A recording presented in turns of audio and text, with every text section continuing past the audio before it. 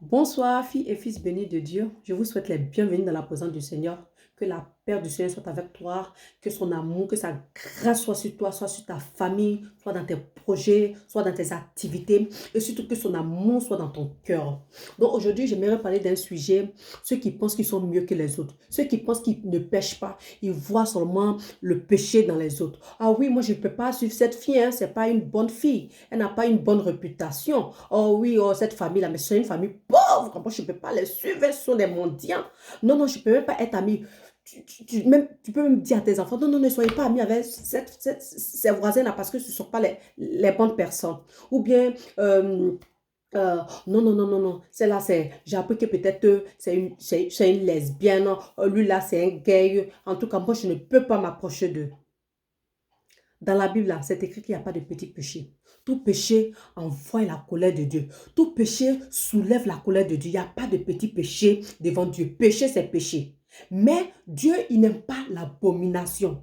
Il y a des choses que Dieu n'aime pas, que Dieu a horreur de ça. Mais Dieu, il est mort pour nos péchés. Il est mort pour nous pardonner. Il est mort pour que nous soyons purifiés. Parce que son sang qui a coulé nous purifie. Voilà, c'est pour cela que son sang a coulé, pour que ça nous purifie. C'est pour cela que c'est très important. Quand tu pries, il faut que le sang de Dieu, tu invoques le sang de Dieu pour que le sang de Jésus te purifie, parce que c'est versé pour nous. Il s'est fait, comment on appelle, il s'est fait tuer, il s'est fait maltraiter, il s'est fait mourir sur la croix pour que nous soyons dans la paix, pour que nous soyons dans la grâce, pour que nous soyons pardonnés. Parce que nous avons beaucoup de péchés. Personne n'est parfait. Personne n'est Jésus-Christ. Personne n'est le Seigneur. Nous sommes tous des pécheurs. Donc, ce qui est bien de faire dans cette situation, si tu vois que ton ami est dans l'erreur, si tu vois que ton ami a quelque chose qui est collé sur lui, parce que le péché, il y a des péchés visibles, il y a des péchés invisibles. Parce que quand tu es dans ton boulot puis tu voles là-bas, personne ne te voit, mais Dieu te voit. Hein. Quand tu mens sur quelqu'un là, personne ne te voit, mais Dieu te voit. Hein. Il y a les péchés visibles, il y a les péchés invisibles. Les péchés, les gens qui sont pervers là. Tu es là, tu regardes une fille en même temps déjà. Vraiment, c'est...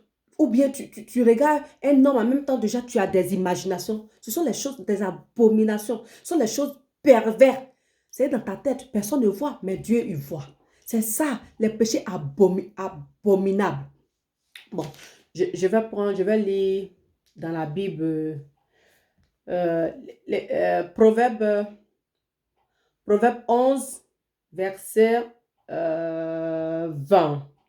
Proverbe 11, verset 20. Je suis déjà à Proverbe. Euh, je vais lire quelques péchés les péchés abominables qui ne sont pas vraiment bien devant l'Éternel. 11, verset 20. Proverbe 11, verset 20. Ceux dont le cœur est perverti font heureux à l'Éternel. Ceux dont le cœur est perverti font heureux à l'Éternel. Mais les hommes intègres dans leur conduite lui sont agréables. Voilà. Ceux qui ont des pensées pervers, ceux qui ont des pensées impures, ce sont les choses horribles devant Dieu. Je vais lire encore Lévitique 18. Lévitique 18, Lévitique c'est devant là-bas. Lévitique, voilà, 18, versets 22 à 23. Tu ne coucheras pas avec un homme comme on couche avec une femme. C'est une pratique abominable. Tu ne coucheras pas avec une bête pour te rendre impur avec elle. La femme non plus ne s'approchera pas d'une bête pour se prostituer à elle.